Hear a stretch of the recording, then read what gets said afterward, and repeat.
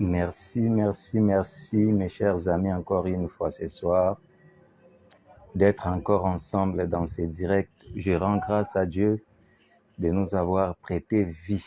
Ce soir, nous sommes comptés parmi les vivants. Je dis merci au Seigneur de nous avoir fait grâce d'être là.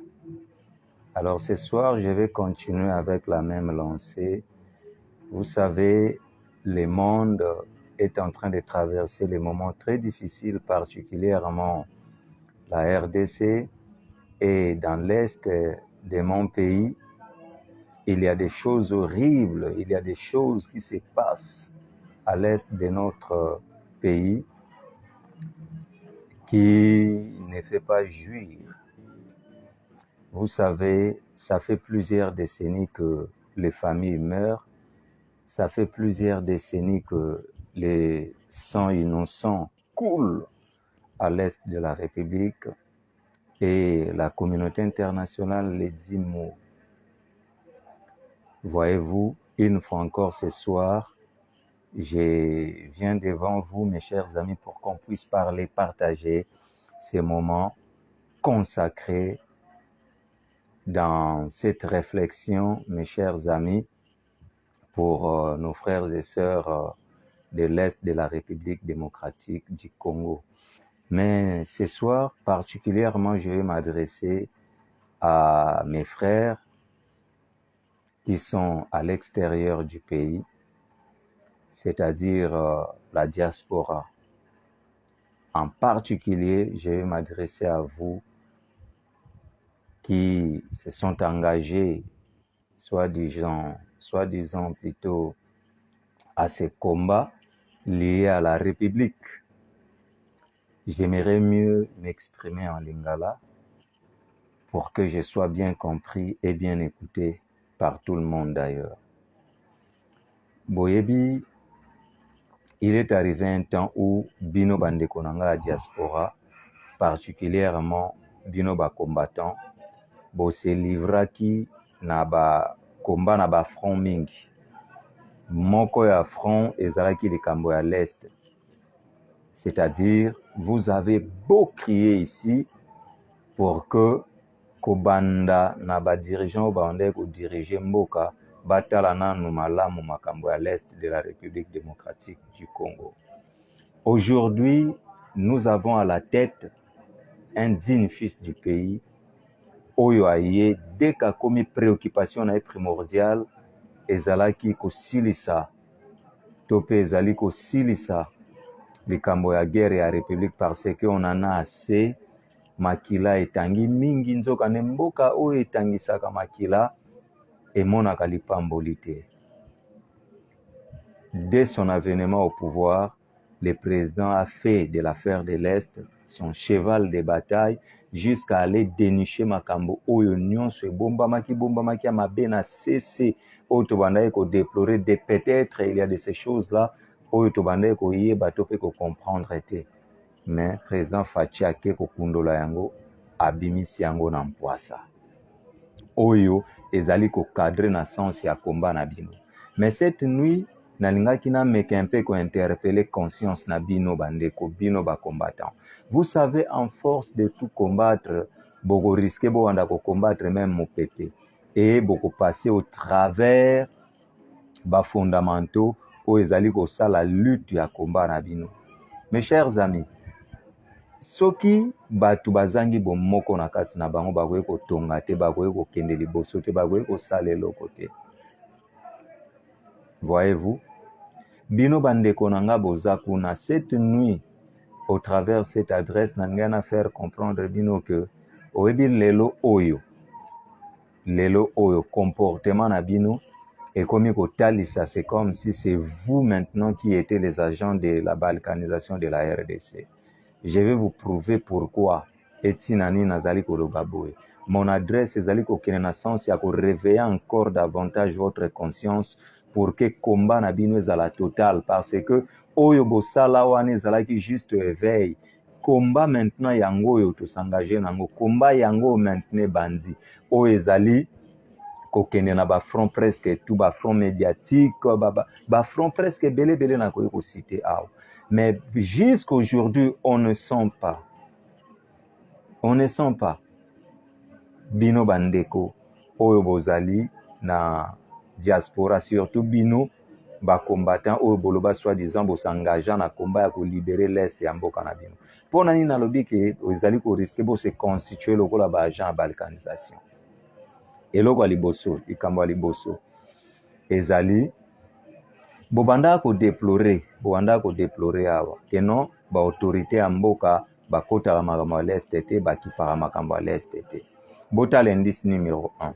Depuis que le président fait appel na patriote ke bakende s'engager dans l'armée,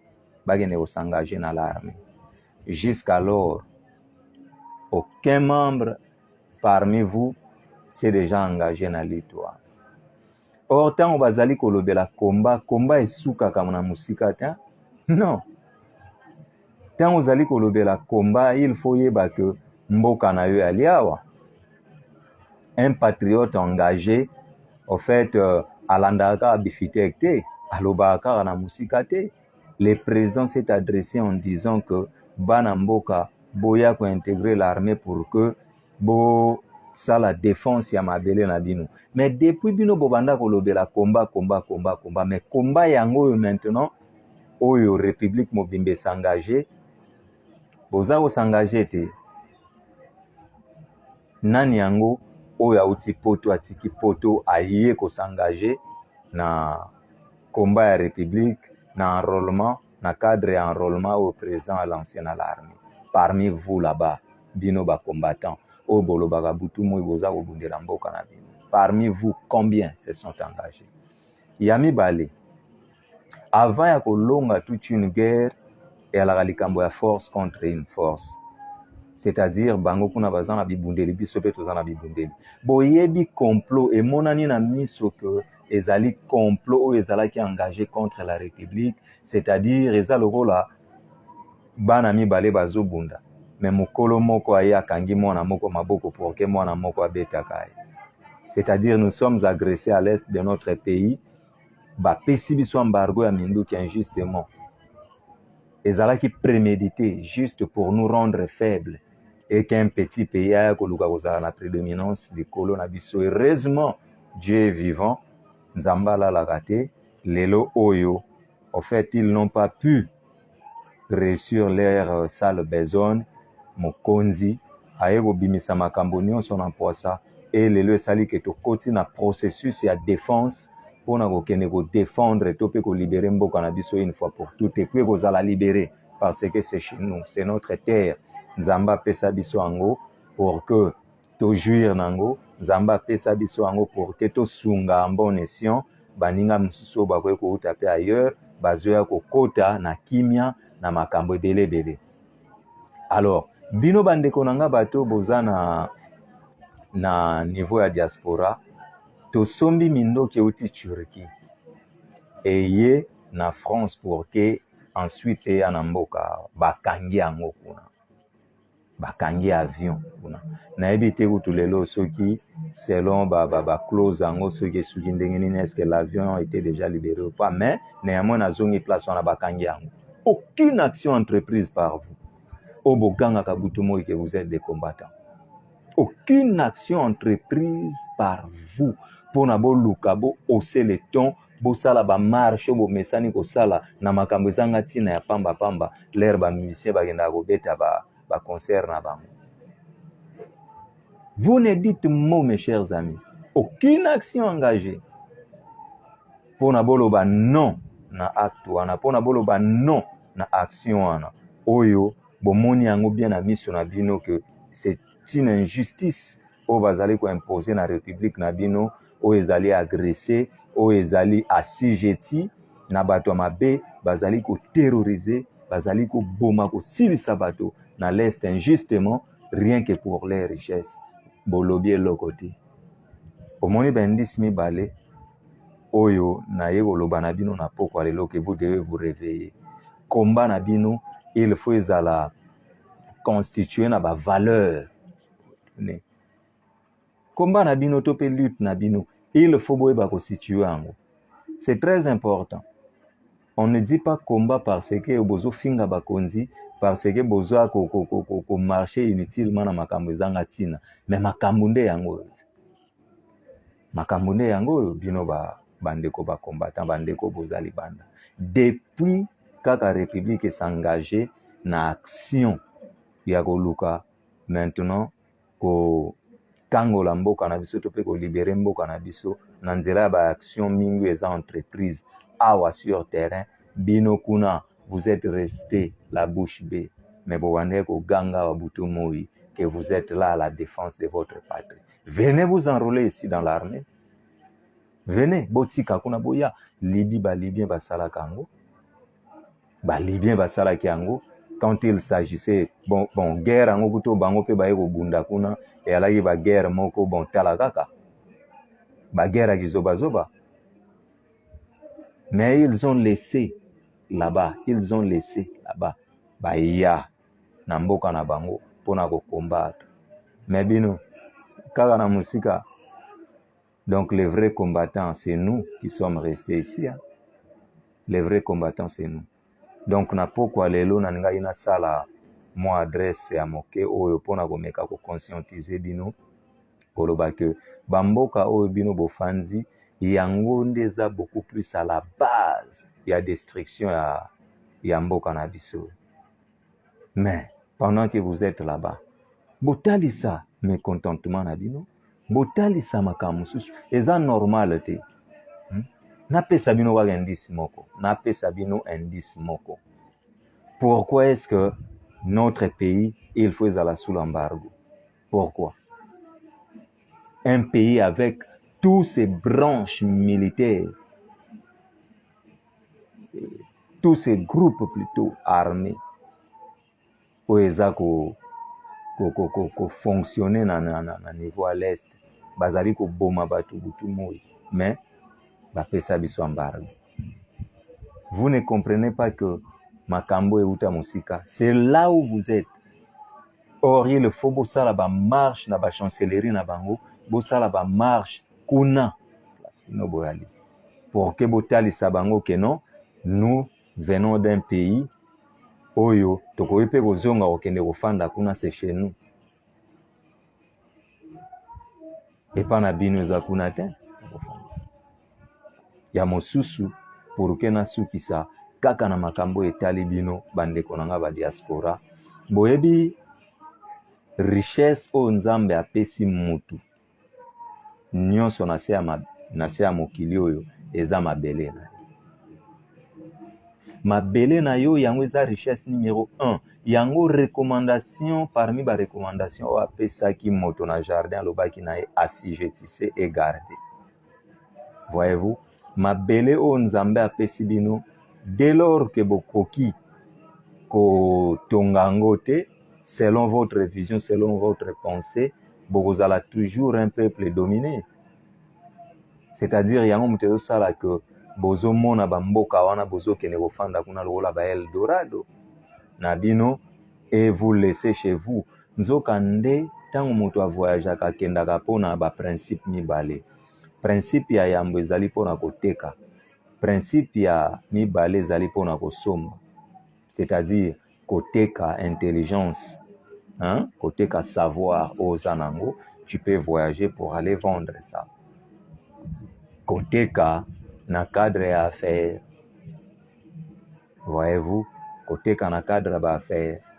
Ok, koteka quelque chose, ok, kosala quelque chose. C'est ça le but qui amène quelqu'un dans un pays étranger, ou soit ok kosomba. Toujours dans un cadre commercial, ok kosomba quelque chose okoya koteka chez yo, tope ok kosomba mayele ailleurs, oyo koya ko mettre en exergue après avoir bénéficié de cette intelligence outi kozwa na mboka na yo pour son développement. Bakendaka mboka mopaya te parce que ozangi eloko kolia, parce que ozangi maamba kosala. Moto akei mboka mopaya pona nzala amikomisaka esclave. Souvenez-vous des peuples d'Israël na Égypte. Babimaka mboka na yo na tina. et bakendaka mboka baninga te okei depuis okenda na yo ekoma chez yo. Oh, mais dis donc. Pendant ce temps, tala chez yo ndenge nini ali. Tala chez yo. Cette intelligence oyo ozokende kozwa kuna, yaka ko mettre yango au profit ya développement na évolution ya mboka na yo. Qu'est-ce que tu es parti faire? Qu'est-ce que tu es parti chercher ailleurs? Mais ok, après un temps, il faut que tu retournes, il faut que tu reviens. C'est chez vous. C'est chez vous. Lelo bozo lula na ba slogan buzoba bopesa. Au tel endroit c'est Paris, au tel endroit c'est Allemagne. Buzoba. Vous savez, il a fallu combien de temps pour que batona batonga bamboka na bango pour commander yango komi on a obino bozo lula. Vous ne voulez pas de sacrifices, vous ne voulez pas travailler, mais bozowe la kolula bamboka baninga. Mais travaillez vous-même, évitez cette naïveté ou ezosala que bamboka na biso etikala ndenge yango ezali. Nous avons comme l'impression que mboka etonga magana mutu moko. Non. Non. Il faut mettre prise de force pour que motona moto peut apporter pierre naie na contribution à édifice pour que makambo etambola malamu. Du reste, tolingana parce que sans l'amour, sans l'unité, il est impossible de devenir un peuple grand à la face du monde et relever les défis qui nous attendent. Nzamba sunga biso, Nzambe abatela biso, na ebike na mikolo ezali koya, na ko lobela bino, na molai penza makasi koleka. Historiquement, makambo tozali ko vivre lelo oyo, euti wapi, tope banda wapi, pour que o comprendre complot ya moneno basala po na mboka na yo, o prendre conscience, oye bandenge nini ko agir, pour que yo pe o réussir pari ya makasi o bango ba réussir ça fait aujourd'hui des décennies. Le reste, portez-vous bien, que la grâce du Seigneur soit sur nous. Je sais que mon pays et vous allez toujours délivrer entre les mains ya ba agresseur nango. Nzambe azapo na biso, pe Nzambe